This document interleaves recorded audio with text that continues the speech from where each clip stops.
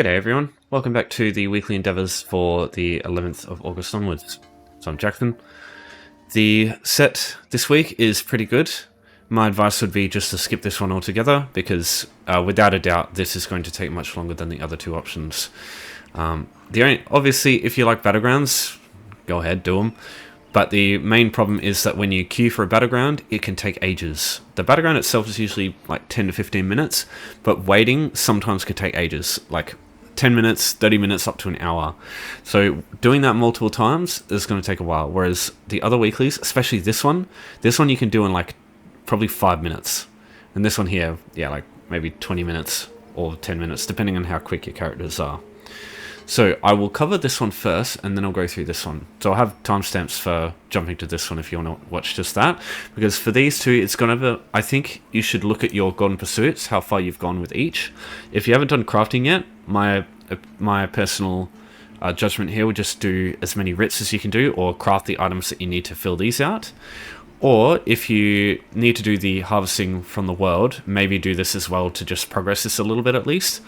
It's still going to take a fucking long time to do it all, but if you haven't done all this yet, yeah, this could still be a good time to do this.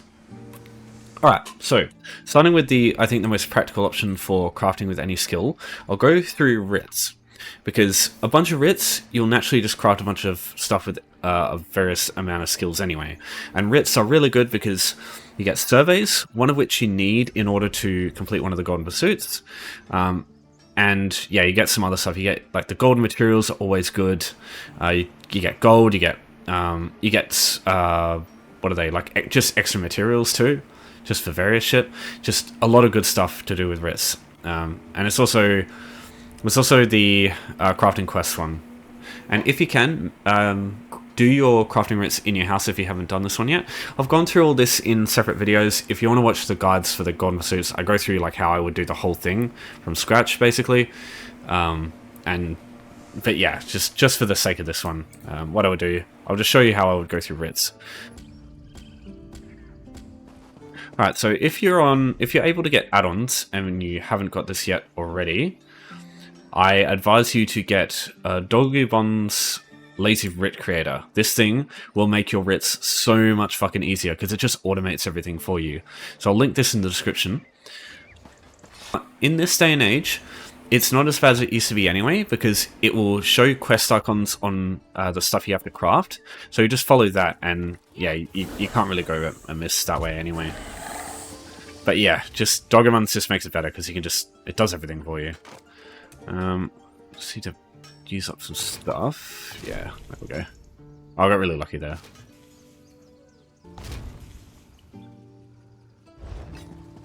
But just doing the stuff required for the 4 equipment rips, so blacksmithing, clothing, jewelry and woodworking, we've already gone over halfway through the endeavor.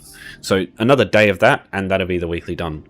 And yeah, you just get so much other stuff. Now, my advice, either do the max level writs or do the level 1 writs. I don't think it's as valuable doing like the middle ground, like, you know, using dwarven ingots and stuff. It's not bad, but especially like the champion point 10, 50, 100 stuff, I find it's much more unreliable to find the materials there on guild stores, because that's going to be kind of the thing that stops you from doing this, having the materials, and they're easiest to get on guild stores by far. And I find iron ingots and rubidite ingots tend to be the most common in guild stores. But it's not a huge issue. Like, as long as it's like the first 5 and then rubidite, usually it's fine. You know what I mean. All the like lower level stuff and then the max level stuff is fine usually. It's 2, it's 3, and 4. So we'll just get a bunch of rewards for this, see if we got any surveys. Oh, we got one anyway. So these are what you get. So the good thing about these is it doesn't matter what level of writ you're doing, even if it's like level 1 writs, you still have the same amount of chance to get a survey. So yeah, just doing writs in general is just really good. Alright, so let me talk about my other alternative to crafting with any skill. There is a very tiny investment for this one. It's to buy a couple of level 1 provisioning recipes. After that though, you can do this for free as much as you want. So what you need to do is go to any chef in the game. It doesn't matter which one. Preferably go to the one in Oridon, because this is kind of good for one of the places that you normally get your provisioning materials from. So what we want to do first is talk to the chef in here. There's 2 recipes we want. You only need 1, really, especially if you want to use the other area for this. But yeah, baked apples and banana surprise. These are the 2 recipes I suggest you get. They're 270 gold each, but believe me, these are some of the best value for gold investments you can make in this game, considering how much or how many seals you can earn just from having those recipes. It is pretty wild. Once you get your recipes, you're headed to the Pier in Vulkhel. This one here. So it is very easy to get here immediately on any character because you'll have this way shown here by default. So you just travel down the road here, a little bit southeast, and you'll get here. But what you want to do is get the bananas from this tray. That's why we've got our banana recipe. And then there's usually some apples in this tray as well. Just the nature of containers in this game. Sometimes the items are there, sometimes they're not. Don't worry, it's totally normal. So we get the apples from that basket, and this basket will also usually have apples in it too. So yeah, grab the apples and the bananas from that tray, the apples from those baskets, and now what we want to do is, normally we just want to use this cooking station here. That's what I recommend. If you haven't done the crafting in your own home, just maybe consider doing that one. Get yourself a provisioning station with the Writ vouchers you get from the Golden Pursuit, and do it with the provisioning station in your own home. But you might need to do this a couple more times. So yeah, what I would do is just go to the cooking fire, go food, fruit dishes, and you'll find your 2 sets of recipes in here. So, for example, we might have just got we've got a few apples there, and then got a few bananas.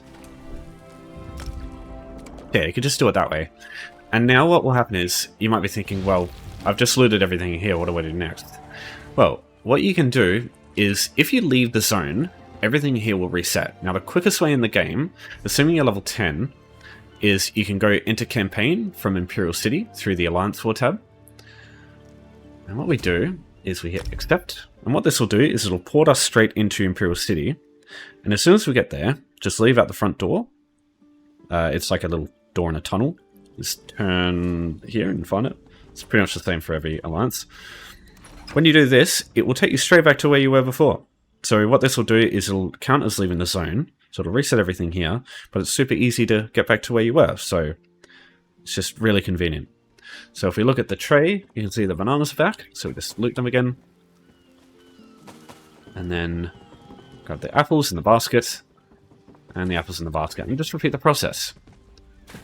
Alright, I'll just show you the other option, which just uses apples, but you can get like 20 apples in a single go. It's just slightly more work to get there. So it's in Craglon, Belkarth. It's the orchid, it's the apple orchid down here, that's what you're looking for. So if you don't have this way shown naturally, it will unlock as soon as you enter the zone. But the quickest house to get there with is Elenia Private Arena. So what you do is you go home tours, browse homes, Elenia Private Arena with the E key, just the letter E. Now it doesn't matter which one you go to, they're all the same, you just travel to it, it'll cost you nothing, but what will happen is you leave through the front door, and instead of what Imperial City does, it will actually take you to Craglon. So you don't have to fuck around trying to get there. You know, you can get someone to take you there, but this is a way to not have to rely on other people. It's just me, does that look like the Skaven flag? Yes, yes. And there we go. So we're in Craglon. So now what we do is, as soon as we get through the load screen, open up the map, and just head down here, over here. A bit of a steep rundown, so just be careful of a bit of fall damage. Also, just mind the scorpions in this path here. Wow, I don't know how the fuck I didn't get spotted there. Okay, so here's the apple orchid in Belkarth. So this area has fuck tons of apple baskets. The only issue with this is they are stolen, so you just got to be a bit careful. Now, it's not really a big deal because there's one guard in this whole place and there's one NPC. And the thing about the NPC is you can actually kill this guy. So long as you're far enough away from the guard at the time, you can either use the Blade of Woe or you can use Vampirism. I'm pretty sure this is the only other dude here. Yeah, because you can just loot him. And yeah, as long as this guy's not too close. So yeah, as long as you're nowhere near the guard, you can just go in stealth and just grab these apples in these baskets. Now, if you want to speed loot through everything, make it quicker, go to gameplay, into auto loot, and auto loot stolen items. Just make sure you turn this off if you're going to do other stuff, like if you're doing the normal way of doing loot stealable items, for example. But yeah, this just allows you to speed loot everything without going through the initial menu. So yeah, just grab all the apples here. Just make sure you're not too close to the guard. And yeah, through this method, you can get this done super quick. Because you get these apples here. You get a couple of apple baskets over here. Down here, there's a few next to this tree. And then over here, there's a couple more. Oh, we've already looted this, I think. No? And then there's another table full of them over here. Yep, here it is. Let's take these ones, and then these ones. And yeah, you'll have more than enough, usually, through that. Alright, as far as I'm aware, the closest cooking station is in the inn. So just come up here. And then one of the doors, there's multiple. And then it is in here, I believe. This cooking fire here. That's, as far as I'm aware, the quickest one to get to. And yeah, so just use your apples here. Get your quantity up. Now, if you level up your provisioning further, you can get the chef passive, which increases the amount of items you get per craft. And what this will do is, even though you, like, say you only loot 5 apples, if you have chef 3 out of 3, you'll craft 20 food items with those 5 apples. So it'll just make this, like, even fucking faster. It's really, really good. See what I mean? Just those recipes, it goes a fucking long way in this game. And the thing I said about leaving the zone, it works here too. So if I just go Imperial City, just enter the campaign, when I come back, most of these baskets will reset and they'll have apples in them. Now, if you are below level 10, you won't have access to Alliance War. And so in that case, it's going to be a bit slower. You're just going to have to go to either actually, no, I have an idea. What you need to do is go just find a house that you don't own. For example, Matisse Manor here. Just fast travel to the house, and what this will do is it start the preview for you to check out the house, assuming you wanted to buy it. But what you do instead is you just leave. And what this does is it leaves the zone, just like you would with Imperial City, except you don't need it. What you do instead is you just go to a house. So basically the same thing. So you just turn home, go out the exit, and yeah, it'll take you back to Oridon, but it should take you back to the pier. Yeah, see? So instead of taking you where the house was. So that only works with houses that you don't own. It's only if you preview it. But yeah, if we look at the apple basket, it's reset. The tray's got bananas in it again. There's an apple basket over there. So everything's reset. So yeah, even if you're not level 10 and can't access Imperial City, it's pretty easy to reset everything without having to go all the way away from it. Alright, so next I'll just cover harvesting resources. So later this week, I'm going to do a long video where I'm going to go through, on my main account, the full thing of the 250 resources from the world. But for now, I'm just going to do just a shorter one until then. I'm just going to cover what I would do just to make this a lot quicker, because there's ways that you can really sort of boost this. So firstly, you want to speed build as much as you possibly can. So the ways to get that is, there's speed caps in this game. I've gone through like a long video explaining this build here, where I go through everything, the speed cap, how I hit them, the stats you want to use, but yeah, I'll just go through like a very basic rundown. So having sets like Coward's Gear, Adept Rider is another good one. Ring of the Wild Hunt's like the best bet, but you need several DLCs and you need to have mythics like fully leveled out to be able to get that stuff. So yeah, I don't know if everybody's got access to that. So just use either Coward's Gear or Adept Rider. I think those are just the best sets for just running around.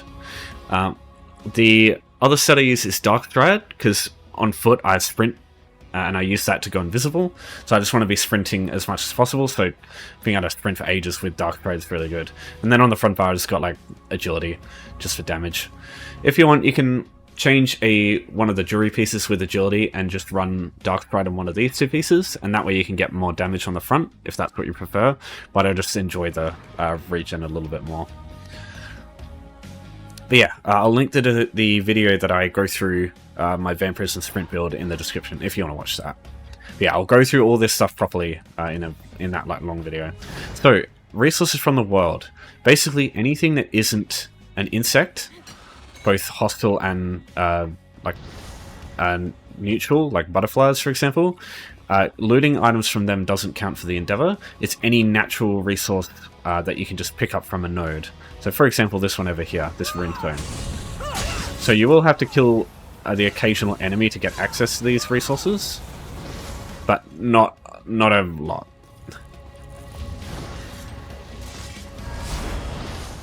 Alchemy reagents work as well, both mushrooms and plants. The other things that don't work, chests don't count as resources from the world, thieves' screws don't count as resources from the world, and Stygic portals don't count as resources from the world. Though that being said, Stygic portals I do think are worth getting whenever you can see them, if you've got Somerset, because mark my words, those things are fucking valuable, especially if you get an Orbic Amber, because those things sell for a stupid amount of gold. It's like tens of thousands. Yeah, my idea for this is just run a sprint build and really fast horse. Max riding skill, you need the gallop passive, which through Alliance War you can get it like permanently, just through this skill here. So just doing the tutorial for Cyrodiil, it takes like a couple of minutes. And you can do it without fighting anybody as well. So yeah, getting access to this is great. That being said, if you don't want to deal with that, Adept Rider gives you this buff as well whenever it's active, which will be all the time for that set, you'd want to hope. And then the other thing that increases your speed on mount is Gifted Rider, this one here. Those 3 together will increase your mount movement speed by a total of, I believe, it goes up to 200%, which is the maximum it can possibly be. And then you've also got champion points for on foot. So Steed's Blessing is great, really speeds up your movement speed out of combat, and you'll be out of combat like almost all the time. Master Gatherer is awesome, halves the amount of time it takes to harvest resources. Really good for doing this, because it'll just cut down so much of the time you spend. Plentiful Harvest increases the yield. This is especially important for if you want to do this with surveys, because surveys are a limited thing. Like, you only get a certain amount of resources from a single survey, so you want to bump that up, because surveys can give you heaps. And being able to increase that from heaps to even more heaps is just really, really helpful. Basically, with this passive, you can almost guarantee that surveys will give you more resources than you usually put into the writs that you get them from.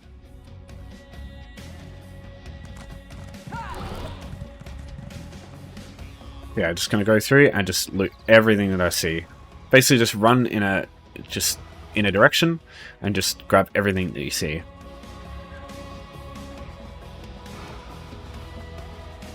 Logs of wood.